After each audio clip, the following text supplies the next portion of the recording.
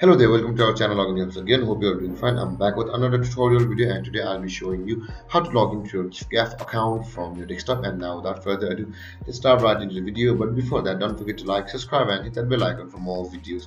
First, on your computer, open up your preferred browser, and on the search bar over here, click there and type in giffgaff.com like this. Or just simply you can search for GiffGaff and log in on Google like this.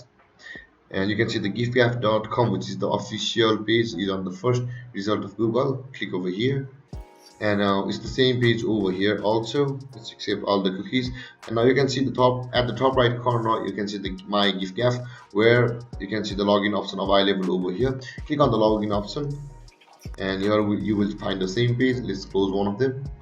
And now to log into your giffgaff account, simply enter your mobile number or your member name or password over here, and click over here to log into your giffgaff account. Or if you forgot your password or your member name, you can simply click over either of these, which one you have lost, and recover them through a certain procedure.